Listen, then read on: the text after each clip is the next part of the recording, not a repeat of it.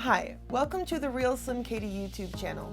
I'm Katie, and this is episode 2 of my vlog series, Taming the Beast. This episode is entitled Failure, Ego, and Addiction. If you're new to my channel, this is a 21-year, 1,300-page medical record, which documents 32 diagnoses, 50 prescriptions. Those diagnoses range from things like fibromyalgia, chronic pain, morbid obesity, OCD, borderline personality disorder, severe opioid addiction, severe alcoholism, among many other things I was diagnosed with.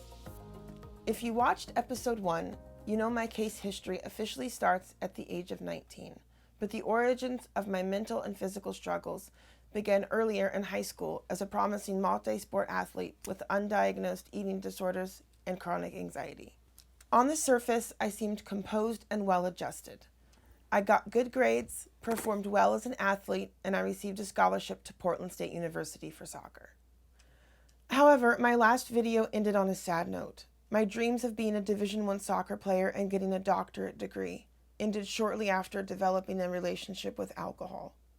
I thought this relationship was helping me cope with social anxiety and loneliness. However, it was setting the foundations for one of the biggest struggles I would ever have to deal with. This episode starts in early 1999 as a fresh college dropout gripped with depression, anxiety, loneliness, and joblessness. I felt like a huge failure, mostly to my father. I felt like I needed help, so I consulted my doctor. All I was given was a new psych med. This time, it was Zoloft. In the past, I had been prescribed Paxil and Prozac, which were not effective.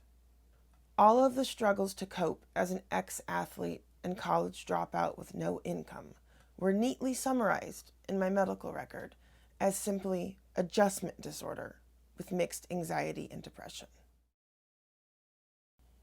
Shortly after this, I was fortunate enough to meet the man who would become my husband and the father of my 3 children.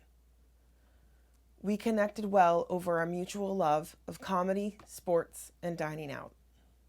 I did fairly well for the next few years, being in love and working full-time. I attempted college 2 additional times, however. I failed both attempts. I was spreading myself too thin between full-time work, a heavy class load, and my insistence that I play soccer for a city league team. I didn't allow myself the time I needed for my studies. I let my ego drive the belief that I couldn't fail. I was wrong. In addition to these recent academic failures, I continued my compulsive overeating habits, and I drank soda and alcohol to excess whenever possible. As a result, I struggled a lot with my weight. By the time I became engaged in December of 2002, my weight had reached 280 pounds. With my wedding on the horizon, I began one of my many attempts to lose weight. By the time I was married in December of 2003, I had lost 40 pounds. I was feeling confident and empowered in my life. I was happily married and gainfully employed in the records division of a local police bureau. Things were going so well, in fact, that I decided to start training to become a police officer. I spent nearly every day for the next 6 months training for the physical tests.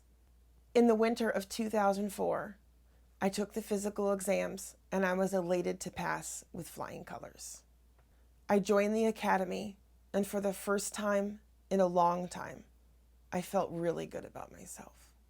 About 4 weeks into the academy, I was pulled out of training, taken to a small room, and told by 3 of my superiors that I was out. The results of the psych evaluation I had taken weeks earlier had come back, and I had failed one key component. I was apologized to for not having been informed earlier. I had spent 4 weeks believing I was well on my way to a great career. Needless to say, I was devastated.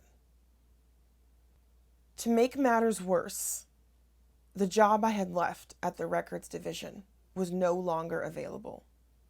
Once again, I had success in the palm of my hand, and it vaporized. Shortly thereafter, I got a job working at the front desk for a local hotel.